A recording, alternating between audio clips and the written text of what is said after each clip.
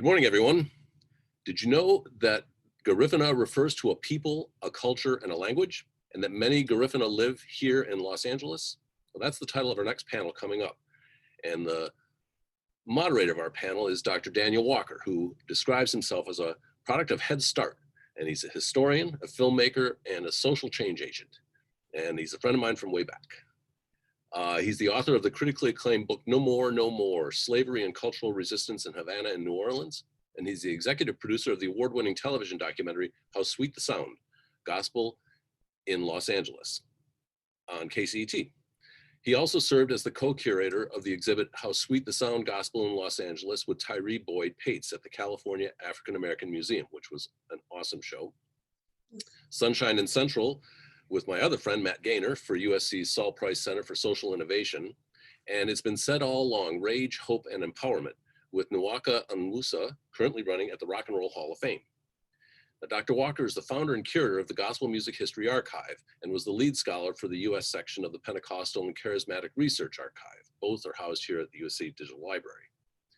The founding director of the Long Beach Indie International Film and Entertainment Festival. He holds a BA from the San Diego State University, a master's degree with distinction in Latin American history from the University of California at Riverside, and a doctorate with distinction as well in Latin American and African American history from the University of Houston. In 2018, he was awarded an honorary doctorate from the Claremont Graduate University for his global contributions to art, design, and innovation. And so it is my great pleasure to introduce my friend, Dr. Daniel Walker. Hey, everybody. Hey. So first off, I want to thank everybody for tuning in today for this section of the LA Archives Bazaar. I want to thank LA as Subject for putting this on for the past 15 years, and for everyone who has decided to come in and kind of take a little journey with us today. So my name is Dr. Daniel Walker, and as Tim told you, I consider myself a storyteller and an archivist. I've worked on a number of projects there at USC, but something intrigued me a number of years ago. I was at a function somewhere and I heard this word, and I used to pronounce it like this. The word was, I used to say, Garifuna, all right? This was this word I used to say, right?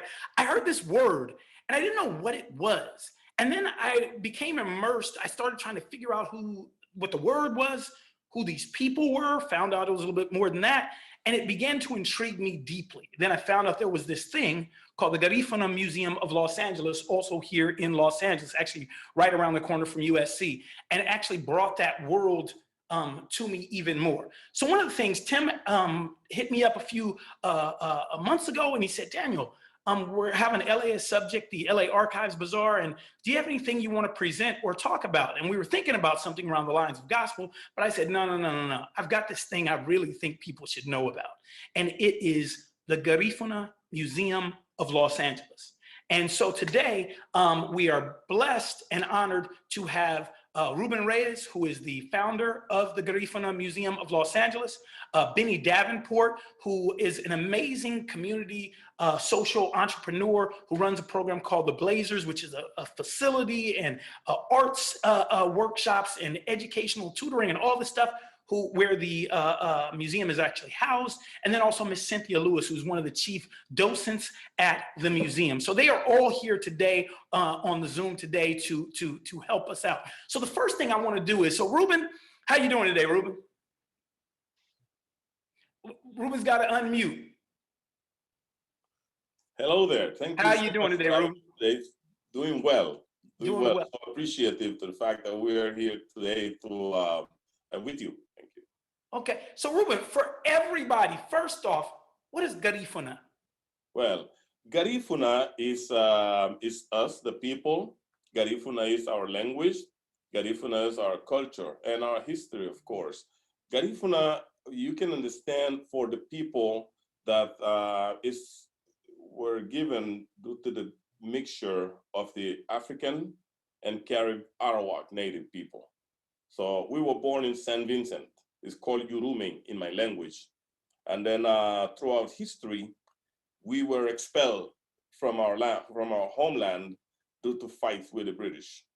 And then ended up in Central America, where we now have a lot of territories there as well, alongside the coast of Honduras And then we eventually went to Belize, Guatemala, Nicaragua. Those are the new nations where we are found. And the Garifuna is a nation, because we were a nation where we fought the British for many centuries, many years in Uruming. And eventually, when we lost the war, we got kicked out. We were still a nation, and we have remained a nation 200 and something years later, even though we are now found in different countries in Central America and in the United States, but we are one people, one language, one culture. So Ruben, let's slow down a little bit. I mean, so I happen to be a person who has a PhD in Latin American and African American history, studied the issues of the African diaspora, and this issue of Garifuna was amazing to me. Give me some more context about, in St. Vincent, so were they brought, did they come before the Europeans? Were they there brought on slave ships? What's the context of that?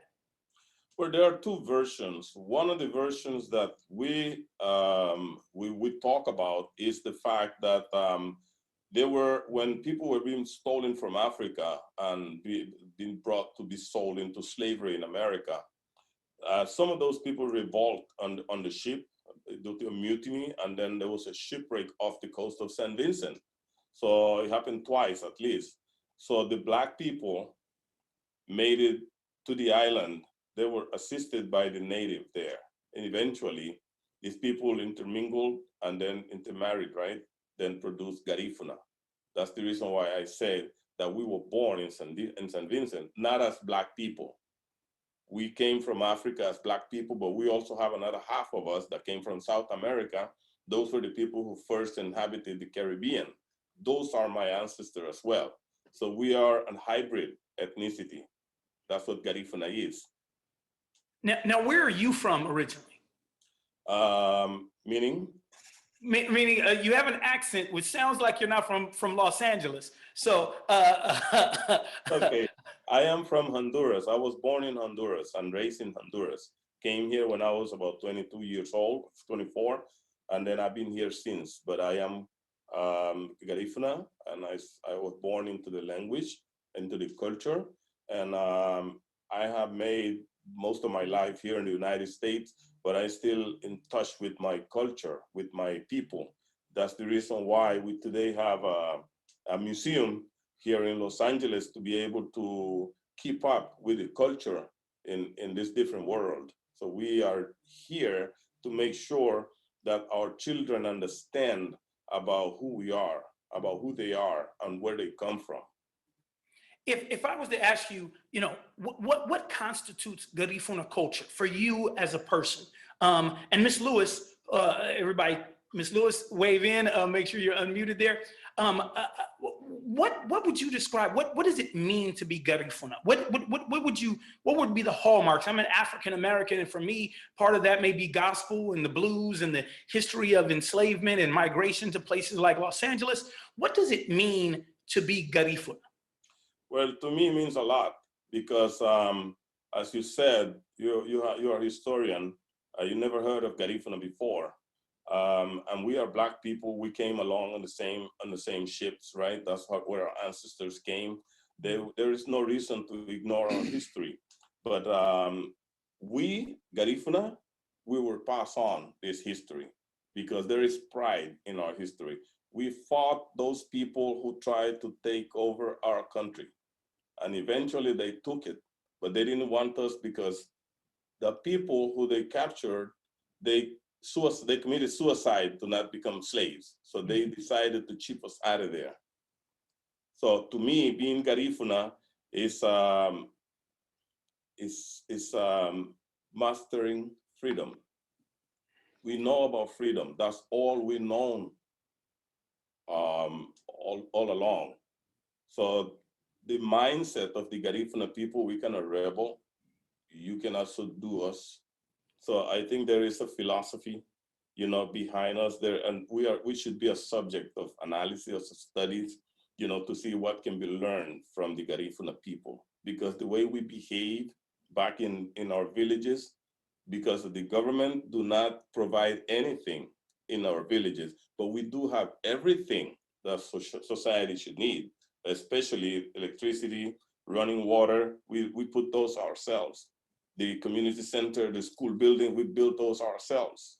You know, so we practice self-sufficiency, self-reliant. That's what we are. We do not wait for no one to do what we need to do for ourselves. So that's what I say, that Garifuna to me, it means a lot. It's everything. And we are also very respectful people. We teach that to children, how they could be respectful. We contribute to the peace in the world.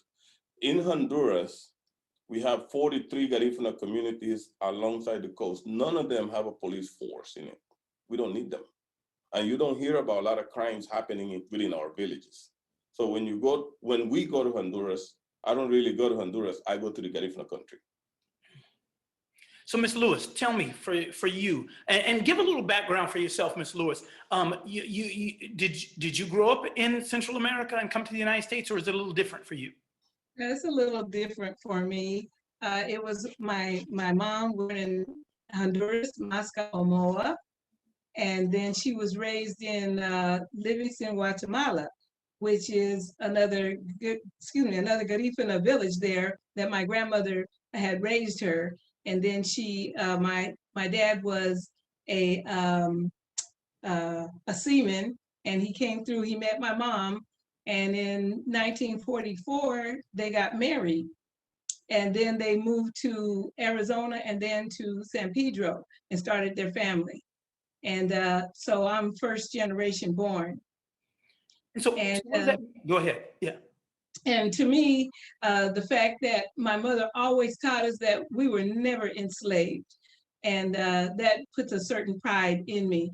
I've always eaten Garifuna food, and speaking of the word Garifuna, we have such a large diaspora that some people do mention it the way that you had said it, Garifuna. Mm-hmm. It depends if you're from Belize, Guatemala, Nicaragua, Honduras, they say it a different way.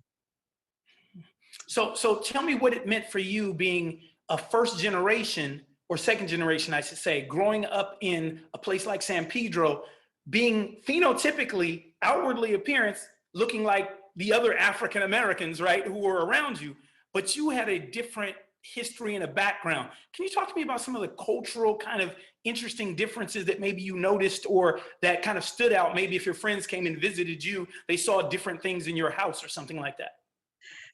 Yes. Well, we had the rice on beans and the eating plantain, boil the plantain and that type of thing. Neighbors, the neighborhood friends would always love to come over and try something new that we were eating to them. And fried plantain is my favorite, plátano frito. And then, Mr. Reyes, help me out a little bit. Give me to all the viewers and everything else. I was at Miss Lewis's birthday party a few years ago, and she started the birthday party with a group of individuals who came in with drums, and they began to play these drums and tell a story.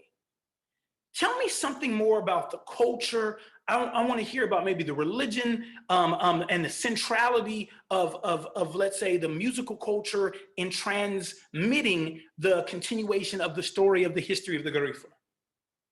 Well, since you mentioned drumming, the drums has power over the Garifuna people. The drum talks to us. There is a force within the drum that we cannot withstand. People jump to the patio to dance because that's what the drum tells them to do. We are very spiritual people. Spiritual in the sense that we consider ourselves one. I don't know if you understand this concept, but when there is a Garifuna, finding another Garifuna, he found a brother. There is a word in our language called ibiri. It does not mean brother, it means a limb. Like this finger is an ibiri to the other one. You cannot separate them. So that's how deep our culture and belief is, and our religion preaches that unity. There is another word saying, "Aura buni, amuru nuni," I for you, you for me. that's been practiced since Ancestry, since it's St. Vincent in our culture. So wherever we go, we carry our drums. That's something that will never stay behind. And the children will learn how to use it and how to dance to it. There is several type of dances practiced by the Garifuna people, and a lot of them are alive today. Mr. Davenport, I want to bring you in here. What was it that compelled you to provide the facilities for this museum? What about this spoke to you and to your philanthropic spirit? I grew up in Florida, a community called Coconut Grove. It was inhabited by a lot of Caribbean people, people from Barbados, people from Trinidad, people from the Bahamas, Nassau. And my diet was their diet, everything from the sea. We ate everything, clams, conch. The way people like chicken, we fix fish that many ways. Among those people, I learned self-sufficiency, self-determination, and you take care of your own. It was a small community. We had our own resources, our own service station, our own police force. You did not come into our neighborhood with police unless you brought the priest. He was your ticket to get in, to do whatever you thought you needed to do in our community, in the community. I didn't like our history. I didn't like the way I was portrayed in American history. I didn't think my story was told because of the spirit that I got from the Caribbean people. So as a result, I've been in search of people of my color that fought for what they wanted. Yes. Who took a stand and took ownership of their selfhood. That's what I learned when I lived in Coconut Grove. So I met Ruben under some interesting circumstances. I noticed his accent. I asked him about it. He began to tell me the story. And I said, oh, that's where I belong. That's how it started. And tell me about what Blazers as a community resource and as a nonprofit organization working here in South Central or in Los Angeles, what is its mission? What is the bigger picture of Blazers in the center that you have there? The whole idea is to build community. It's about building community. We were one of the first weed and seed programs in Los Angeles, California from years ago. We work with any person in the community to help them live their dream. It's a mentoring program. We initially started out as a basketball program. It was very successful. And we used basketball as a means to connect kids to their dreams. They had to maintain a certain grade point average. They didn't do their homework. They had to go to study hall and things of this sort. So the whole idea was to get them to dream, to imagine that they could be whatever they wanted to be, and then provide those resources by having mentors, finding people at universities and different places that can contribute to that dream and teach us how to dream. Our dream, not the dream that's being given to us by our history books, not the dreams that's being given to us by our schools, not the dreams that are being given to us by institutions that are not in our best interests, and then how to build a institution that foster your dream. So that's what the Blazers are really basically about, how to be self-sufficient, how to be self-determined. We have gardens, we have animals, through partnerships, we provide music and other resources in the community. And I've been very fortunate to meet Ruben, people like Mr. Rick Edmonds. And it wasn't it was community. These people have come in and donated their services without being told, but having that same dream and love. So the Blazers have allowed me to my dream of seeing community flourish in and of itself. And that's the reason. Thank you. So Ruben, give me the context of how you go about deciding to create a museum. Now, you're not a historian professionally trained. That is not your background. Am I correct? Tell the people what you do on the 9 to 5. Well, from early on, I've been carrying stuff, bringing artifacts, bringing books, collecting all kind of books made by, written by Garifuna or about Garifuna people. Then those artifacts in my home, started to pile up. Then I met Mr. Benny, Mr. Davenport. Then I said, this is a place that we can contribute to. And I introduced the idea, and I started to put stuff in one room and organizing it. And then I presented to Mr. Benny. He said, I like it. I love it. Then we made a trip to Honduras.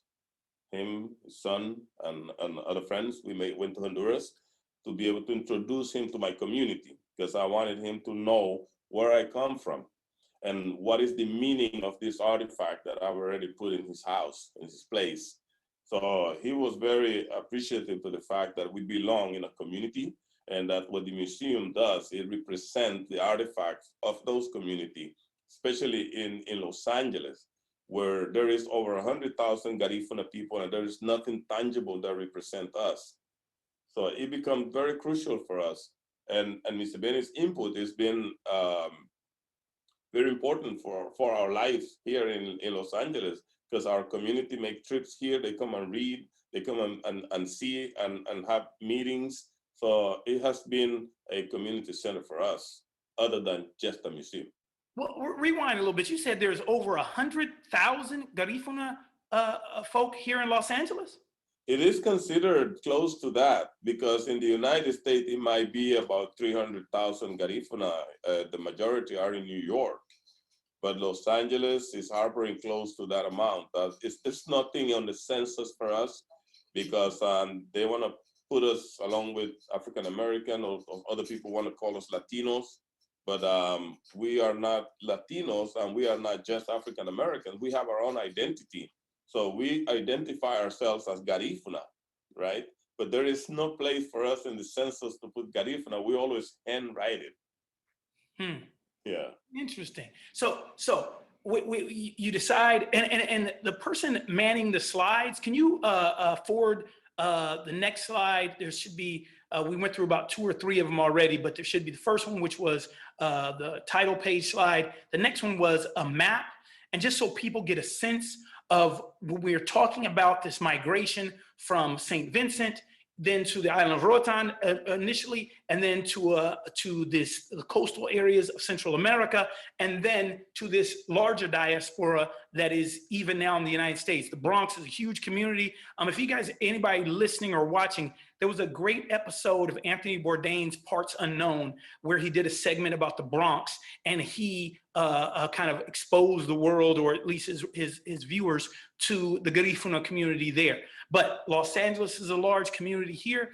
So, and now switch to the next slide again. If you could forward it. Okay, there we got what is the museum. Switch to the next slide again. All right, so let's talk about what's housed at the museum. So what do you do in terms of, I know right now, I've been to the museum a few times, I know where you are, Ruben. What's the room that you're in? Explain to people what that room is and what you do there, and then we'll talk about some of the other spaces in the room. Yes, this is the audiovisual and library room. We have audio here from different places, Honduras, Belize, and the United States. We have videos. We also have books. So people come in here and they can sit down and read and see what we have and observe, take notes of what kind of books there are about Garifuna people. We also have other books that talk our history, like or our language, right? Where our language originated. We have books like the Carib Grammar Dictionary. We have a copy here, and there people come and research about the origin of our language. I like to let you know that most of our language, maybe 85%, come from Carib Arawak. So we are able to find our language today in the ancient Carib Arawak language thanks to those books. We also have a three-dimensional experience of a Garifuna village here, so people can see what kind of housing Garifuna people had in those days. So talk to me about language, okay? So if you could for a second, yourself and maybe Ms. Lewis, kind of engage in a little bit of a dialogue in your language to give the viewers a sense of the language of the Garifuna. Buiti binafi nito sisi. Aha. Wite binafi. Ide biyangi. Magaditina sereme.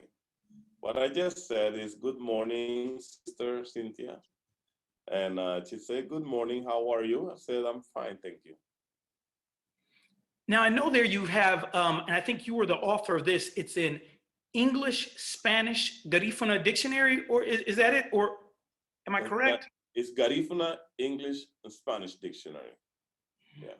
Yes, I'm the author. I worked on it for 20 years, researching words, putting it together from all the countries where there's Garifuna, whether it's Belize, Guatemala, Honduras, and in the United States, because we did not have a written form of our language and vocabulary.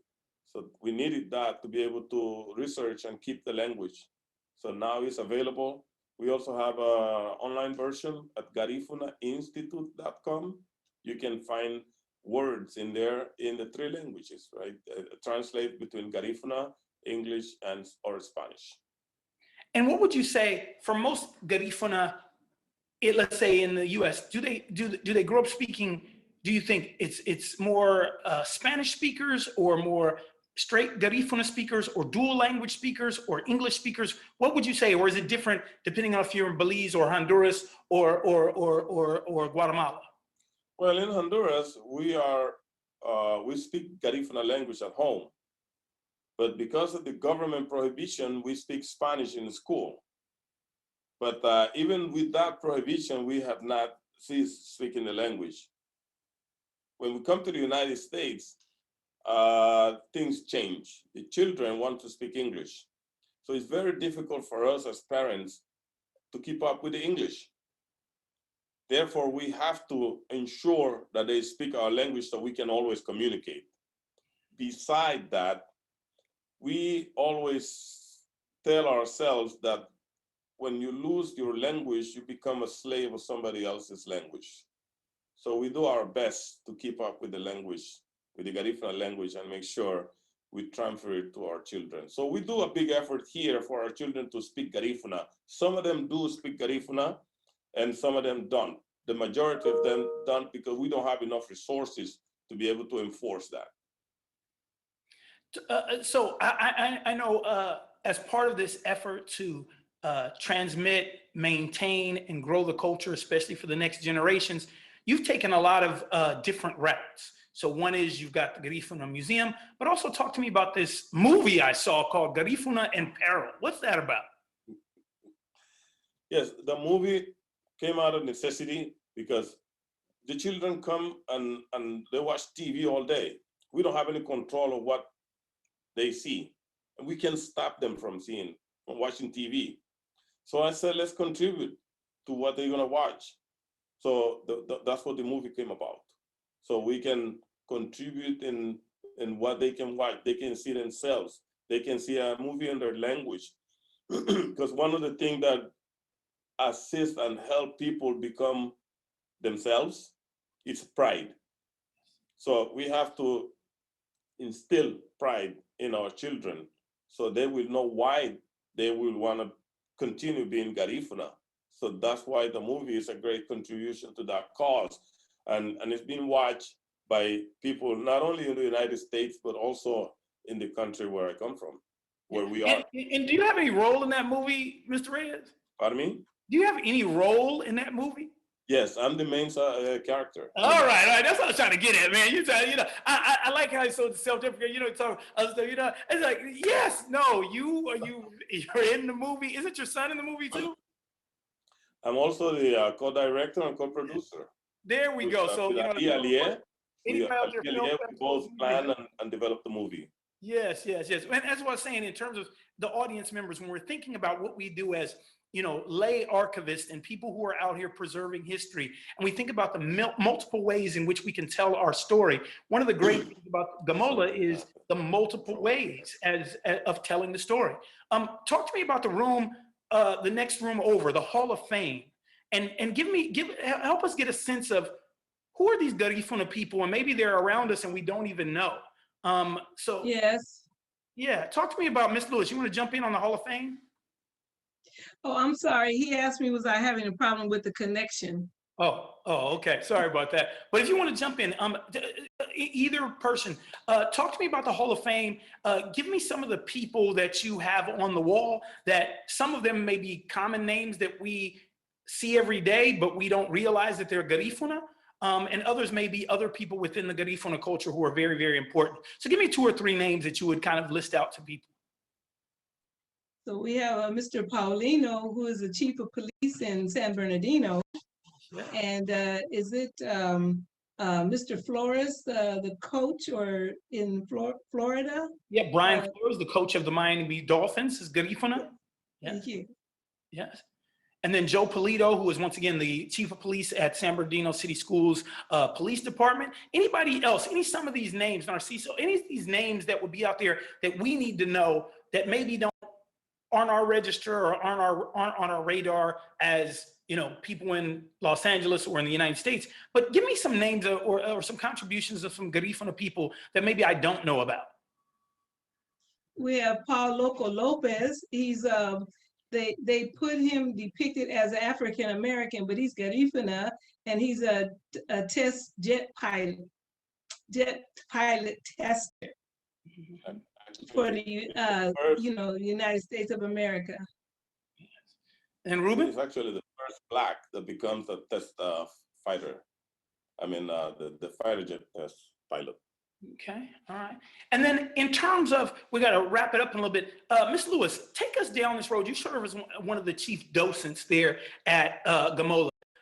If someone was to come to the museum, what would they experience? What are we going to see? What are you going to do? What do we do?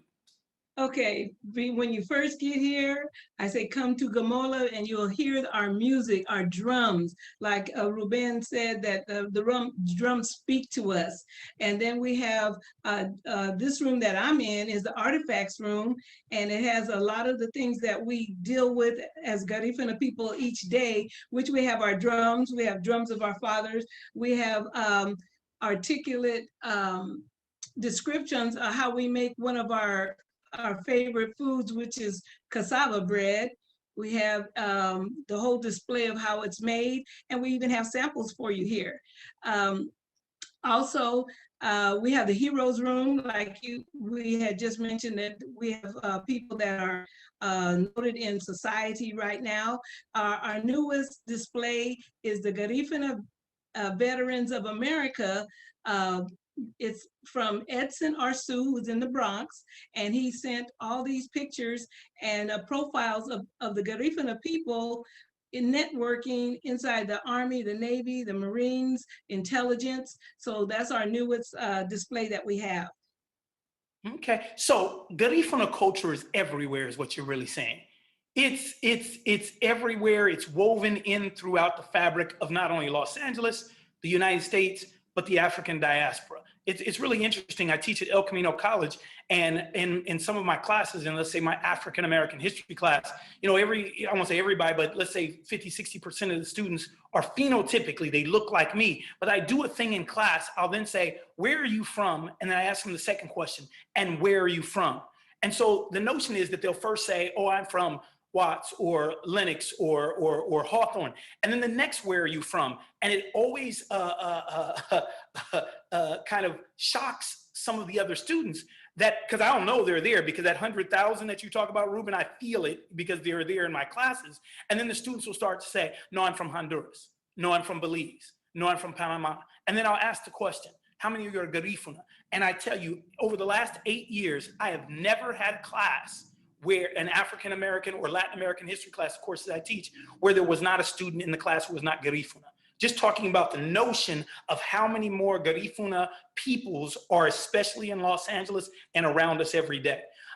Tell me, what are we looking forward to in terms of the future of GaMoLa? What kind of things do you need to continue to move forward and to, once again, upgrade? And we all, you know, Beyonce had the song, "Let Me Upgrade You." We always want to upgrade everything, right? Everything we have is good, but what are the things that you're looking to that maybe this archiving community around Los Angeles could maybe offer to be able to help you guys continue to move forward in your mission? Well, on social media, we're trying to update and put all the things that we have here for display, our new events, our activities. We need people to come and see the wonderful things that we have in here. So social media through Facebook, we need help getting it loaded on Instagram and our website to get the pictures put up, the PowerPoint, and to be able to communicate through the amount of people that have been here as our guests. They put in their email. And so we would like someone to come and help so that we can keep in contact with these people that have already been here, and let them know when we have something new to display or events.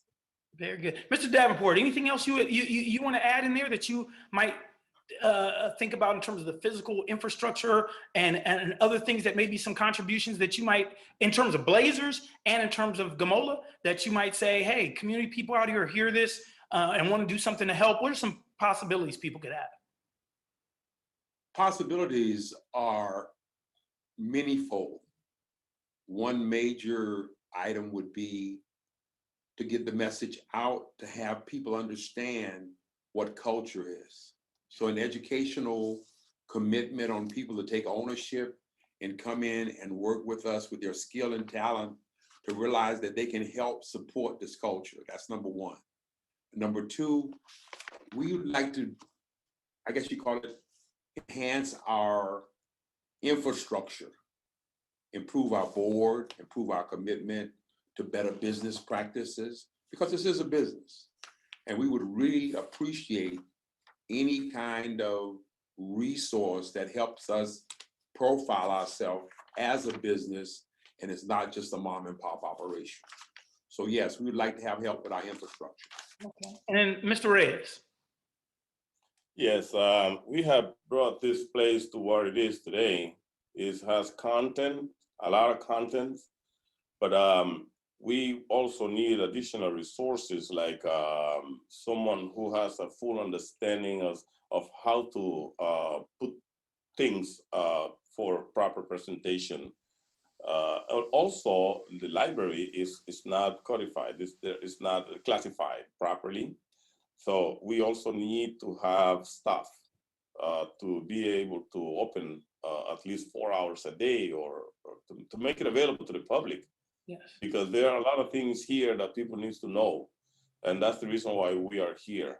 A lot of African American people do not know that they had a brother that succeeded without being enslaved in the Americas. They need to know about us. And this place needs to be in better shape for that, to serve the larger audience and the general public of the United States. Because every school sitting in a classroom deserves to know the real history, and we should be part of that history.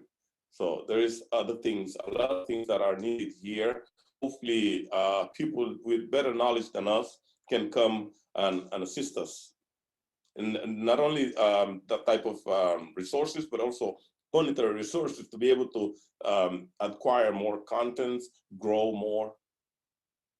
Yes. So for the person manning the PowerPoints, could you go to the next slide? And that should be the slide that talked about programming. Hello, is the person there? All right, all right. We were moving, we were good, all right. Then the next slide, please.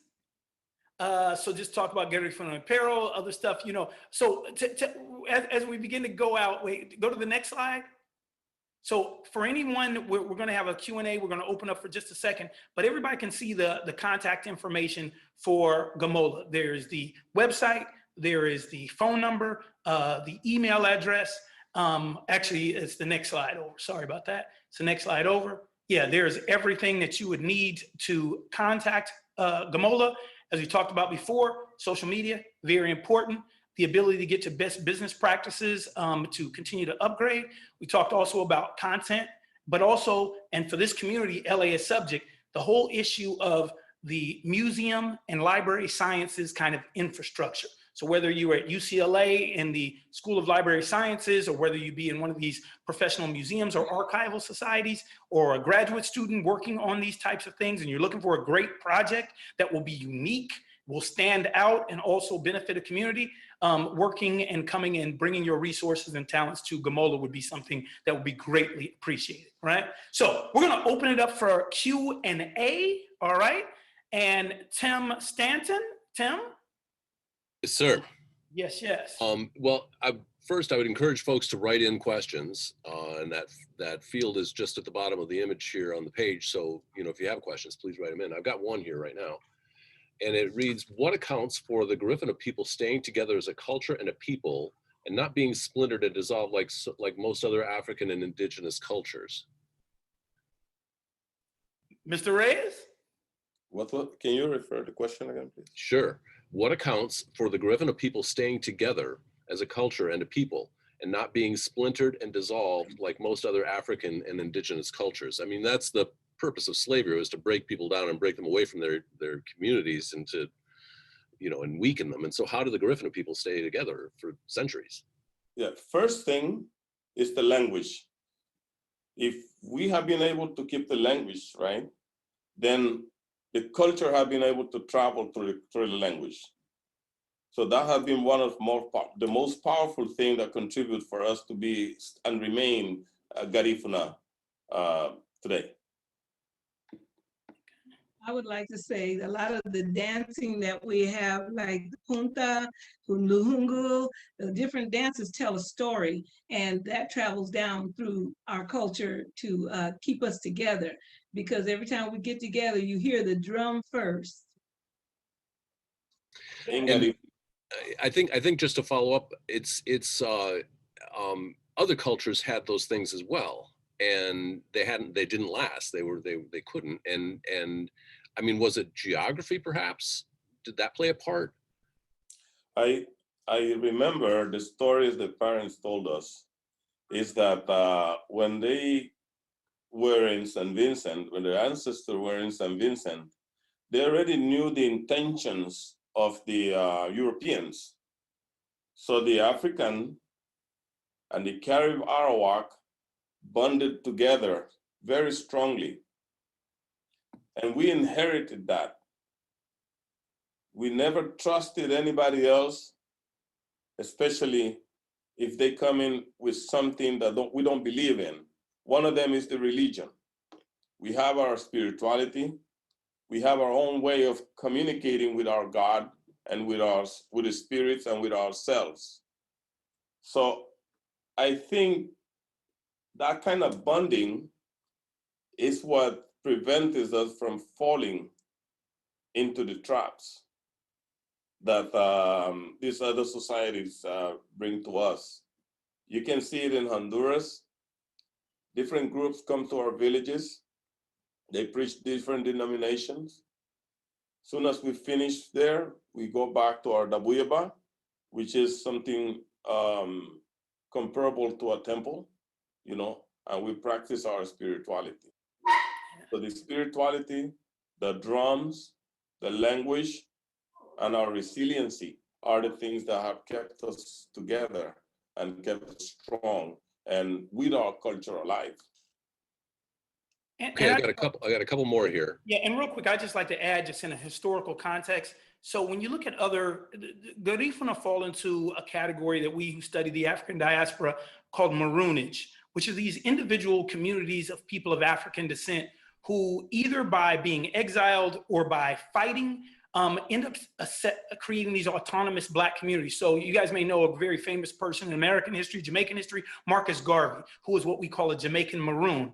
These were individuals who had fought against the British in the 1600s and then kind of took over the mountain regions of Jamaica and were able to maintain their culture and language. In Brazil, in the Amazon rainforest, there's a group of people who were in these things called quilombos. They are also called, the most famous of them was palmares, which were these independent African communities that were able to continue to have their culture, their language, and everything else. In Brazil, there's still over 2,300 of these independent African-speaking communities in the Amazon rainforest. So this notion of African resilience, we tend to have a narrative that acts as if it did not happen, but this notion of self-sufficiency, of freedom, is a characteristic not just of the Garifuna people, but I would say of huge numbers of people of African descent.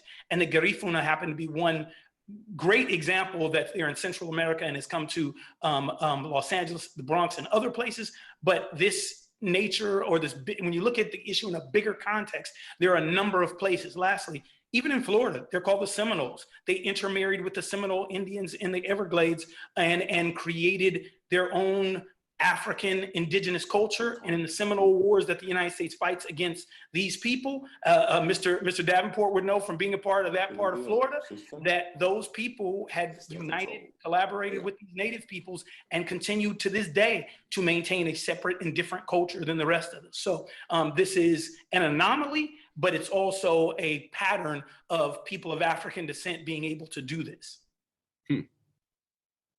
That's interesting. Okay, I've got a bunch of questions. Let me get to this. Do you know if there are any formalized Garifuna libraries and museums in Central American countries? No, oh, it's back on. Okay. Go ahead, Ruben. Yes, I wanted to say that we were froze here, so I don't know what happened, if there was another question. Yeah, give him the question again, Tim. Yes, there was.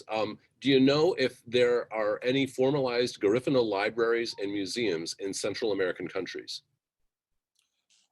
Well, there is a village called Kusuna. There is a formal Garifuna library there. It's out of reach, though. It's hard to get there. And then there is no electricity in that place, but there is a Garifuna library there. There is also a small library in Belize. You know, they have in Belize City, in a small museum belonging to Brother Sebastian Cayetano, and also at Gulisi Museum in Dangriga, in Belize. There is also a section dedicated to library there. West Indians. We have our library here. It's for Garifuna, about Garifuna, and everything is in different languages for everyone, Spanish, English, and Garifuna. Go ahead, Tim, next question. Okay, we got time, I think, for one more. So how has the younger generation embraced Garifuna culture? Often we find that kids, teenagers, etc., want to just fit into American culture. What has helped is the drumming. The children, the young people now are embracing the culture through drumming and punta dance, the music. They make some, using the technology now to develop their own music in the Garifuna language, whether it's paranda, punta, gungu. That's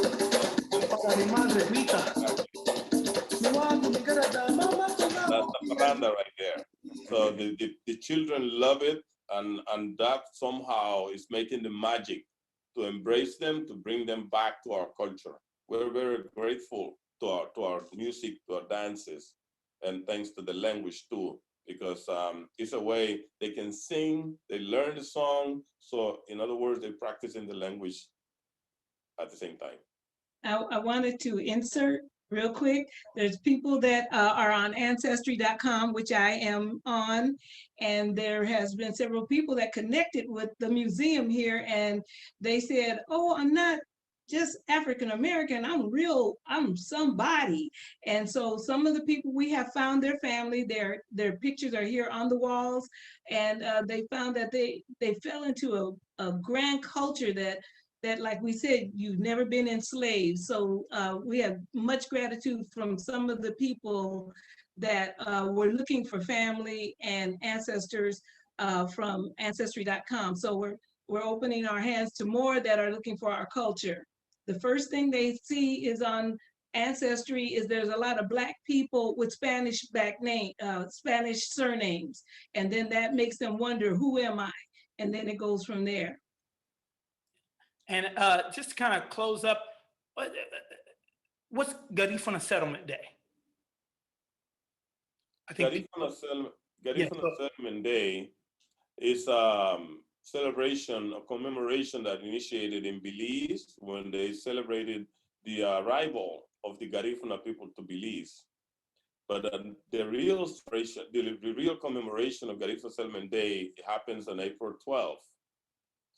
We're commemorating the arrival of our people to Central America. That was April 12, 1797, when 2,026 people arrived after being exiled from St. Vincent, from Uruming. So that's what we call Garifuna Settlement Day. Okay. All right. And is there anything, Mr. Davenport, Mr. Reyes, or Ms. Cynthia, we're about to wrap it up here and everything else. So just last words. Make this a gift to your own legacy. Think of legacy. Think of what it would mean to leave the knowledge that your history is not all engrossed in slavery. Yes. There is some independence. There's self-sufficiency. There's some resilience, that you are a human being. And this museum is designed to give you that tangible, practical experience of that. Yes. Mr. Reyes? Yes, I would like to say to the people that are watching us that when you see a Black person, it's not just an African American. You're looking at a human that has a history, has a background. I per se, I don't consider myself an African American because it's a new term for me. I was raised as Garifuna, and I want to be Garifuna till the day I die, because Garifuna to me means that we belong not only in Africa, we also belong in America. We are a nation, and we have the rights that the indigenous people in America have. We have those rights, and we don't want to let go of those rights. And we also want to embrace the rights of the African American people, of the African people in the world. You know, so that's going to be my last words. Thank you. And then Ms. Lewis. I would like to thank USC, Tim, and especially Dr. Daniel Walker. And I want everyone to take your time to come over here to 48th and Dinker, and you'll experience our culture. I want to say you will enjoy it, and come to GaMoLa, Garifuna Museum of Los Angeles. Yay. Yay.